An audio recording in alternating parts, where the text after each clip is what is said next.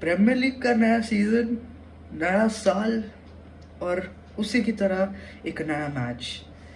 इस चीज़ को देखे हुए इतने महीने हो गए कि आज वो फाइनली दिन आ चुका है कि प्रीमियर लीग स्टार्ट हो रहा है फॉर मैनचेस्टर यूनाइटेड। 3 महीने से वेट कर रहे थे इस चीज़ का और वो आज शुरू हो रहा है। Hey guys, welcome back to another episode of football reports.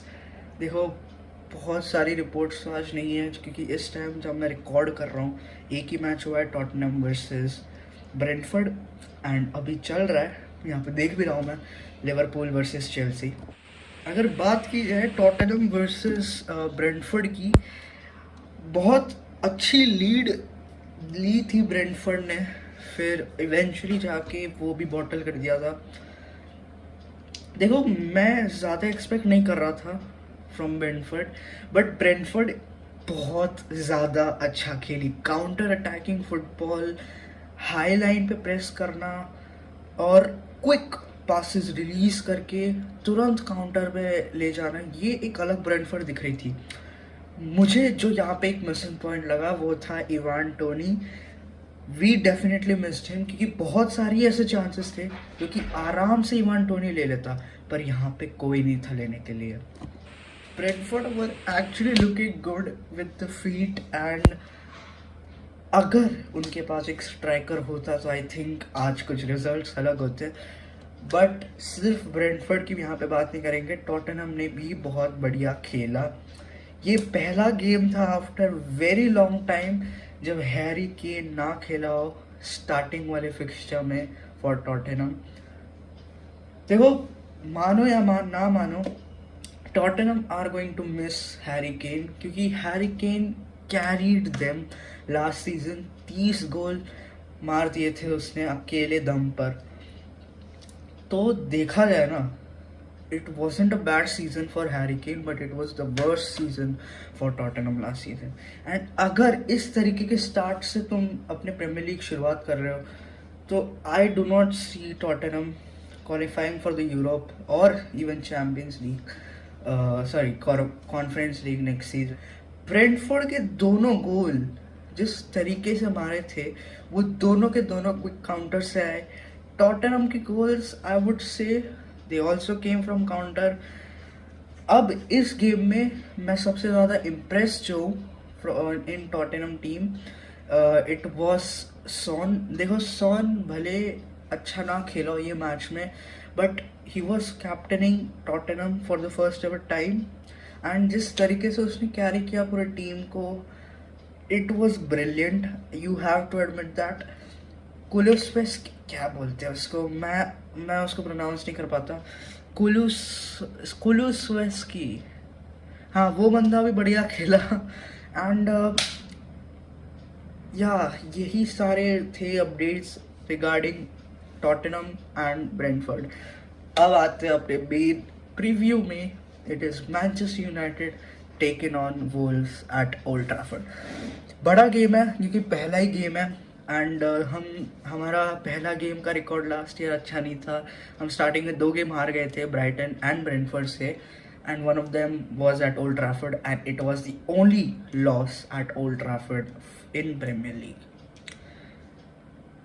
बहुत एक्सपेक्टेशंस है इस साल मैन यूनाइटेड से। बहुत सारे लोग प्रेडिक्ट भी कर रहे हैं कि यूनाइटेड सेकंड आएगी, यूनाइटेड थर्ड आएगी, और मे कुड विन द लीग।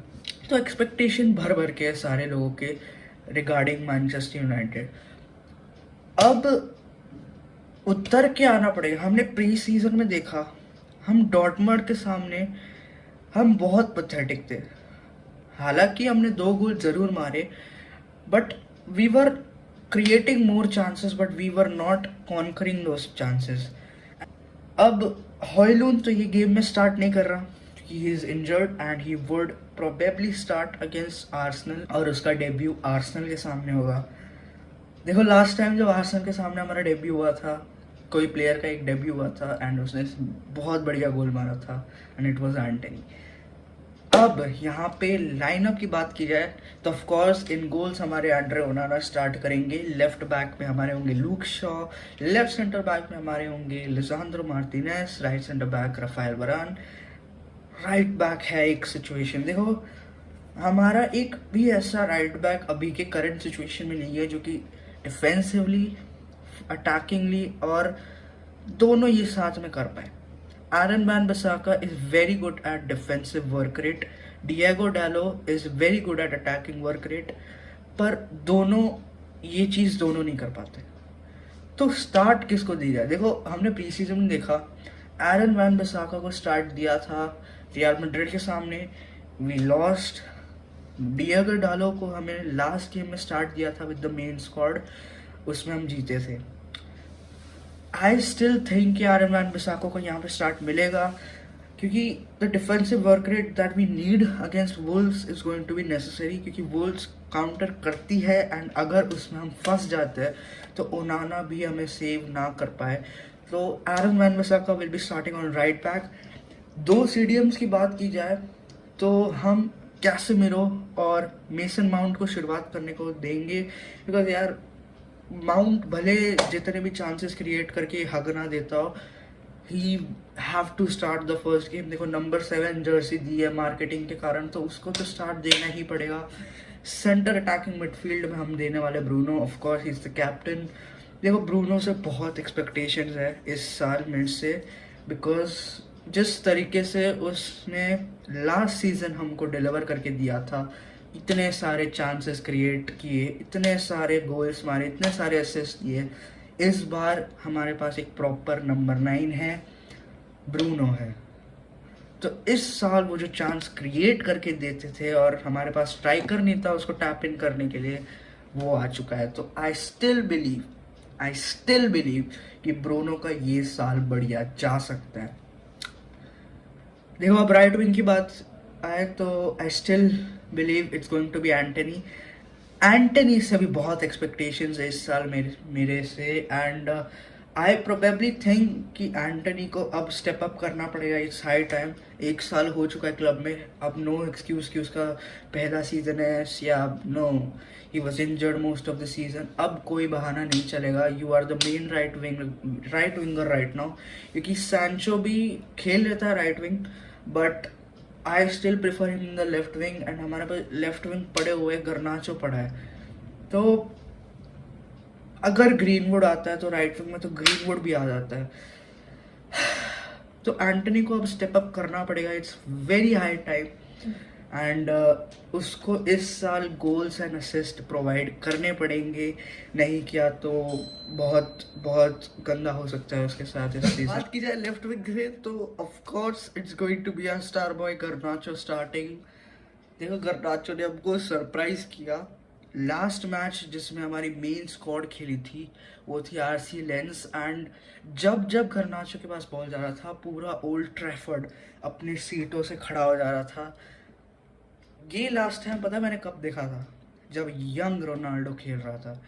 हर एक ओल्ड ट्रैफर्ड में बंदा उठ रहा था जब गर्नाचो के पास बॉल जा रहा था, क्योंकि वो बंदे में जितना पैशन है, जितना पेस है, वो दोनों को मिला के वो लेफ्ट विंग ऑपरेट करता है, and he tries his best to either score goal or give N assist. उसका वही मेन मोटो है। वो कुछ ड्रिबलिंग नहीं करता, वो कुछ ऐसे घटिया सा स्पिन करके नहीं, he is just looking for that goal और असिस्ट। गर्नाचो से भी इस साल बहुत एक्सपेक्टेशंस है, क्योंकि ब्रेक थ्रू सीजन हो गया, he had a wonderful breakthrough season. अब स्टेप अप करना पड़ेगा, he has to score more goals, he has to provide more assist. और अगर स्ट्राइकर की बात की जाए so there is no other option, Rashford ही होगा। कॉकरोच हमारा बैठा हुआ है इंजर्ड, हर साल की तरह इस साल भी इंजर्ड बैठा हुआ है अपने बेंच में भी नहीं है वो। हमारा कॉकरोच ऐसा ही है भाई, कोई रिप्लेस करने वाला भी नहीं है अपना स्ट्राइकर। हमें या तो रैशफोर्ड को कंटिन्यूसली खिलाना ही पड़ेगा स्ट्राइकर 90 मिनट्स और मे बी 100 मिनट्स, क्योंकि अब तो एक्स्ट्रा टाइम में 10-15 दे देते हैं। ये सिस्टम नहीं समझ आ रहा। अब आते हैं मेन प्रेडिक्शन पे, स्कोर प्रेडिक्शन। देखो स्कोर प्रेडिक्शन कोई ऑन पॉइंट नहीं रखता बिकॉज तुमको फ्यूचर पता नहीं क्या होगा, but I am predicting a clean sheet on the first day.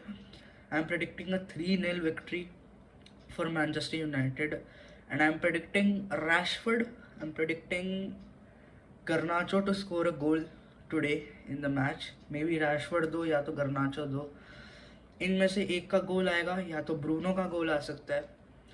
तो या that was it for today's prediction. Hopefully आपको अच्छा लगा होगा, अच्छा लगा हो तो लाइक ज़रूर कर देना, सब्सक्राइब भी कर देना, and see you guys next time. Keep the red flags flying high.